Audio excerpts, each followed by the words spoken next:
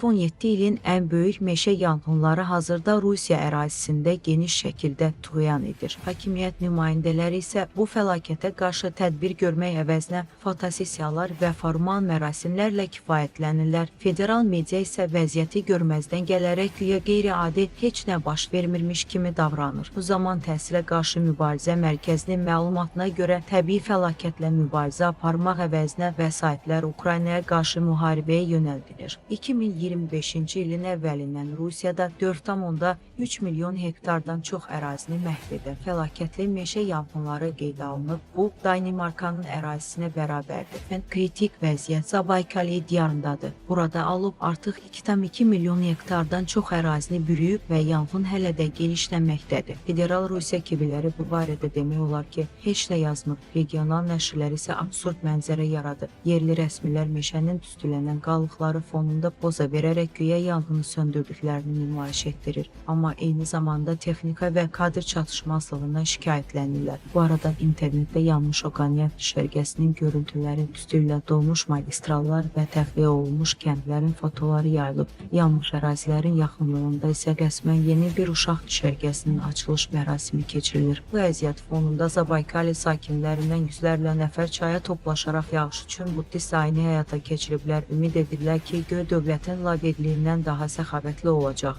Mütəxəssislər bildirirlər ki, fəlakətlə mübarizə üçün lazım olan resurslar Ukrayna ilə müharibəyə yönəldilir. Permi vətəndaşların həyatına açıq şəkildə biganə yanaşır, alov isə getdikcə daha çox əraziləri bürüyür. Bundan əvvəl media məlumat vermişdi ki, Sibir bölgəsinin bir çox hissəsi dağıdıcı təbii fəlakətə məruz qalıb. Meşə yanğınları, güclü qasırğalar və toz fırtınaları fonunda sürətlə yayılır. Yaşayış evlərini və infrastruktur obyektlərini məhv edir. İrkutsk vilayəti, Xakasiya və Krasnoyarsk diyarı güclü qasırğalar və meşə yanğınları ilə üzləşib. Alıb federal magistrallara yaxınlaşıb və yaşayış evlərinə keçib, bəzi yaşayış məntəqələrində bütöv kəndlər yanıb külə dönüb. Xakasiya rəsmilərinin məlumatına görə ən çox zərər çəkən kəndlər Kalino, Sapagovo, Navanisika və Oçuski kənd salitidir. Babakan, Çernogorsk və Ustabakanski rayonlarında güclü külək yaşayış və ictimai binaların dam örtüklərinə zərər verib. Elektrik enerjisi kəsintiləri baş verib.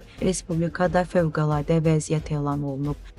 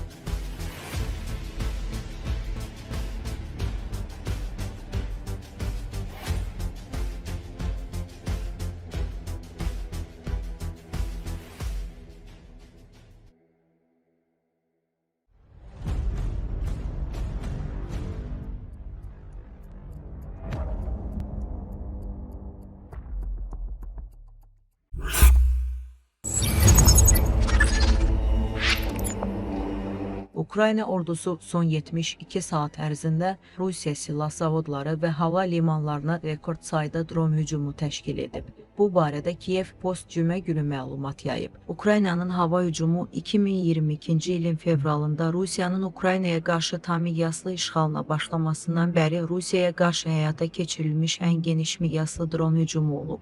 Bu dronlardan bəziləri Rusiyanın hava məkanında 800 kilometrdən çox məsafə qət edib. Ümumilikdə Ukraynanın nəzarətində olan ərazilərdən Rusiyanın qərb bölgələrindəki hədəfləri vurmaq üçün 750-dən çox partlayıcı daşıyan pilotsuz uçuş aparatı buraxılıb. Müstəqil Astra xəbər agentliyinə görə 20-23 may tarixləri arasında 756 Ukrayna dronu Rusiya hava məkanına daxil olub və bunun nəticəsində Vladimir, Kaluga, Kostroma, Tambov, Yaroslav, İvanovo, Samara və Nijni Novgorod şəhərlərində, eləcə də Moskvanın Vnukovo, Domodedovo, Şeremetyevo və Jukowski hava limanlarında aviasiya hərəkətində fasilələr yaranıb. Rusiyanın cənub, qərb və mərkəzi bölgələrinə hava səfərləri məhdudlaşdırılıb. Bundan əlavə Tula, Libesk, Voronezh, Vladimir, Oryol və Ivanovo bölgələrinin şəhərlərində mobil internet kəsilib. Ukraynanın son hava hücumu əvvəlkilərlə müqayisədə daha geniş, daha mürəkkəb və daha iddialı olub. Son 3 gündəki dron hücumları 18-20 may tarixlərində Rusiyanın həyata keçirdiyi hücumlarla müqayisədə təxminən 23% daha intensiv olub.